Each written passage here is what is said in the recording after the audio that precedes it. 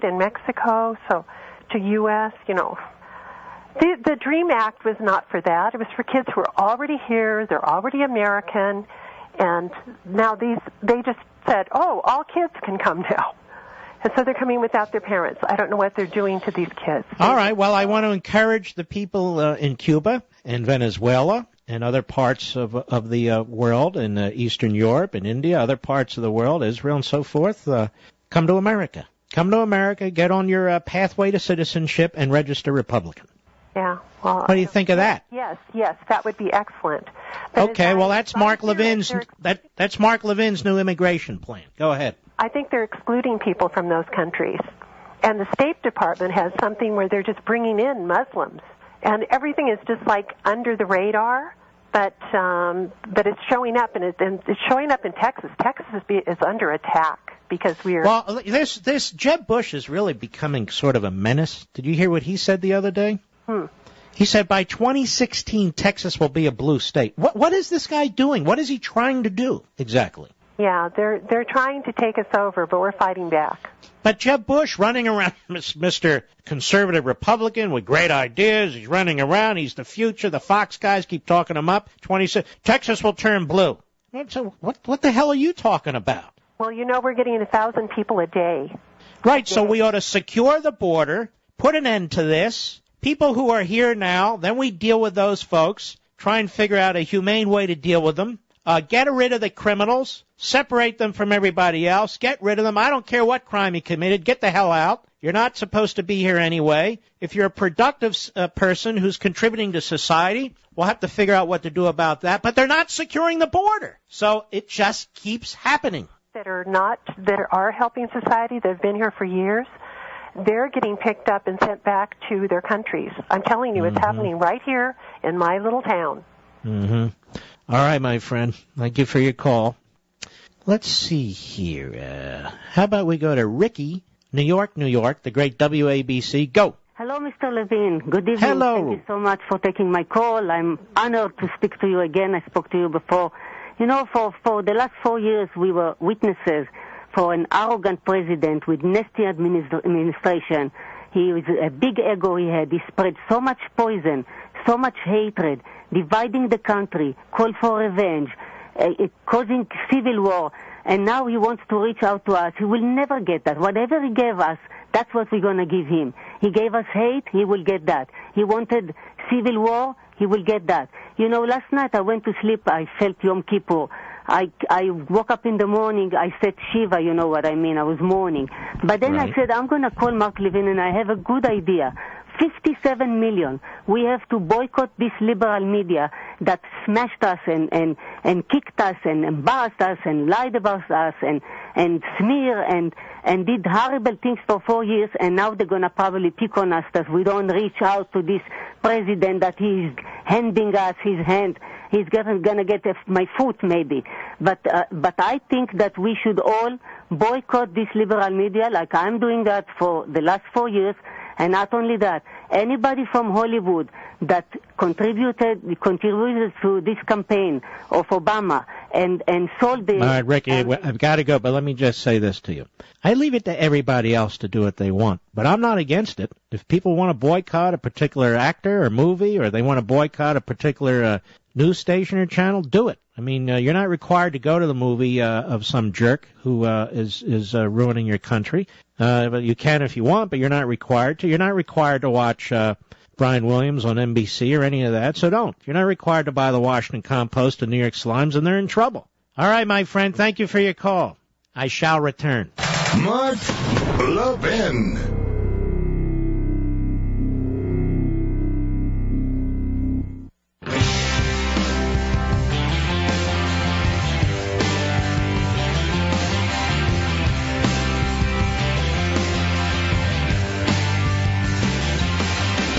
All right.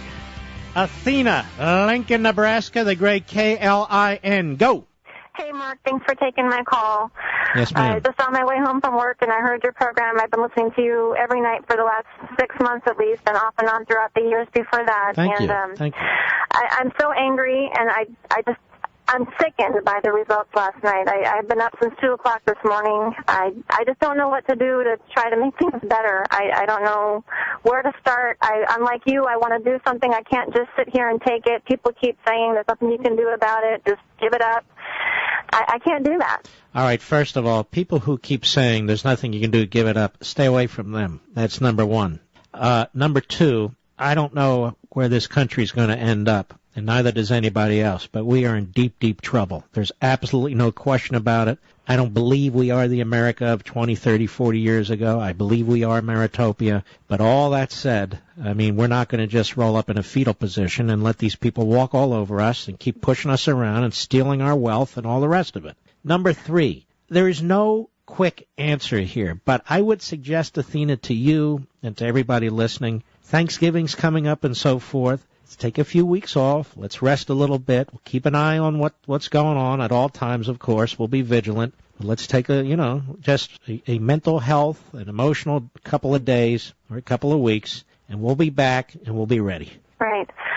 No one's even talking about Libya. Do you think there's anything that might come of that, any kind of investigation that might lead to, I certainly do. Well, I don't know about impeachment, but I certainly think that we still control the House of Representatives, and they better not give up on this, and they better keep digging and do everything they can to find out what's going on. I think Obama's going to keep stiffing them, and at some point the House of Representatives has to decide if it's collectively a wet noodle or if it's going to stand up for its constitutional responsibilities. And I'm going to tell you something, Athena. One thing we can focus on is getting rid of this Boehner as Speaker. I know, again, I'm a lone wolf on this thing, but I can't take it. We need somebody to stand up, somebody who's even a little prominent in the Republican caucus or whatever they call it, who's a conservative, who can actually speak in complete sentences, who will have some respect and take them on. Right. Well, Chris Matthews thanked Storm Sandy. I'm surprised among Obama's phone calls last night didn't include Chris Christie. First of all, Chris Matthews gets way too much FaceTime on, I believe, on conservative channels and way too much voice time on conservative radio. He's a nobody. He's a nothing. He has no audience. He's a puke. You hear me, Chris? And Chris, why I call you Chris, I'll have another drink, Matthews. You know why, don't you? All right, Athena, you take care. Chris Matthews. Why waste your time? Guy's a nut. Let's continue, shall we? Let's go to Eileen in New York, the great WABC. Go. Mr. Levin, it is an honor to speak to you. Thank you. When I went to bed last night, my stomach turned. I couldn't sleep. I was sick over everything. When I got up in the morning, all I could think of was to call my sisters, my brother, my husband at work, and I said, we got to get out of this country. We're going to Canada. I said, I can't put up with this. I have to have a hip replacement. They keep putting me off. They had done a bad job, and now they're saying that the Medicare won't be able to be used until July. By then it'll be Obamacare. What? Yes. It's open enrollment right now, but you cannot use your Medicare until July. This is for all people covered by Medicare? Yes. And I was told July, and I said July, and I said I've been under my husband's insurance. I said, and then all of a sudden that started to peter away. And they're saying, well, you're going to have to take the Medicare then. And it's a $152 penalty. I said, but I didn't sign anything like that. You said everything was okay because I was on my husband's insurance. But now I'm going... All right, I don't know all the details, but my suggestion to you at this point, remember I said we need to do sort of what they do now? Claim discrimination, bring up the Lilly Ledbetter law, and talk about stuff like that. Just make them nervous. Just use the libs words against them. Thank you, Eileen. Take care. I don't know. Maybe that'll work. I'll be right back.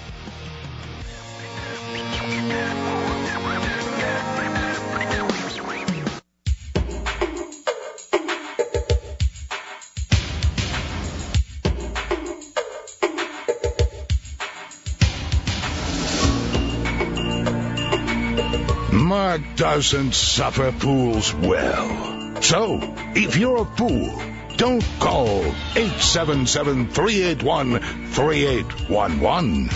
And yet, some do. What can I tell you? Now, nor'easter's hitting the East Coast. Rain, sleet, snow, wind gusts up to 65 miles an hour. Basically the same area that got slammed by Hurricane Sandy. What a weird name for a hurricane. Hurricane Sandy. You know, we wish you folks all the best. Really do. I'm sure Obama will be up there with Christie and exchange phone numbers. You know, Mr. Producer, they're exchanging phone numbers. I was getting nervous. I thought at some point they were going to exchange spit. All right, settle down, boys. All right. Wasn't that bad.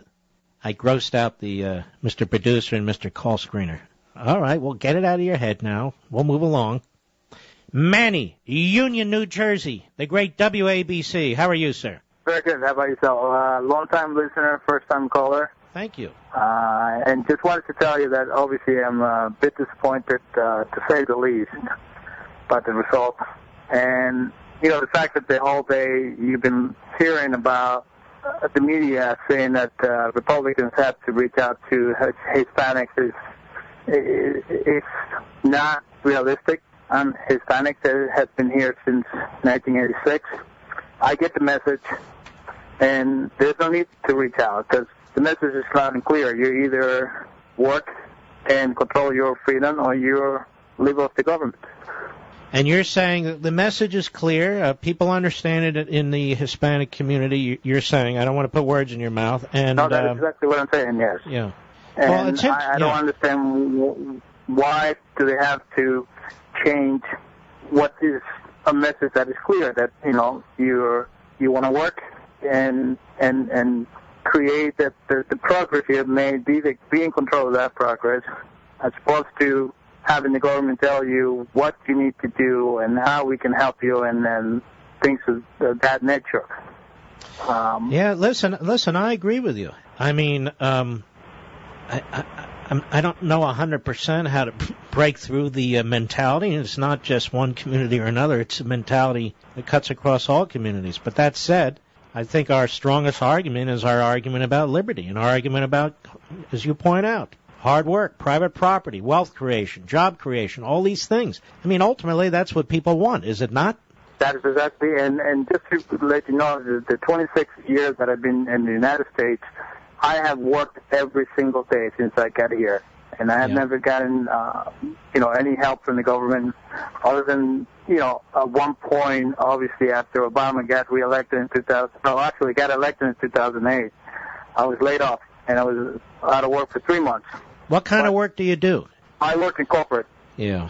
Well, you sound like a great guy, Manny. I appreciate it. And I unfortunately, I had to obviously collect unemployment for 3 months, but I made up my mind that if I was going to succeed, I needed to find whatever job, and I was unemployed for 3 months, and I took the first job that came up, even though that it wasn't paying the salary that I was making prior to being laid off. But I wanted to work. But that is what unemployment is for. Unemployment is to help people while they're trying to find other work. And you sound like a class act to me, Manny. Thank you for your call. God bless you. And he's right. That's the bottom line. What else does a country have to offer somebody, regardless of background, regardless of experience, but the freedom to pursue their interests, the freedom to make a living? Let me try this. If we had a conservative president and a conservative House and Senate, and we were able to push through a growth agenda, where you'd have an explosion of jobs and small businesses and wealth creation and so forth, as we did under Reagan, don't you think that would go further than anything else to attract people to the Republican Party? You see what I'm saying, Mr. Producer? It would. Success will do that. Good ideas, old ideas that are good ideas, good policy will do that. And so it's not a question of pandering, I would say, to Jeb Bush. It's not a question of government programs.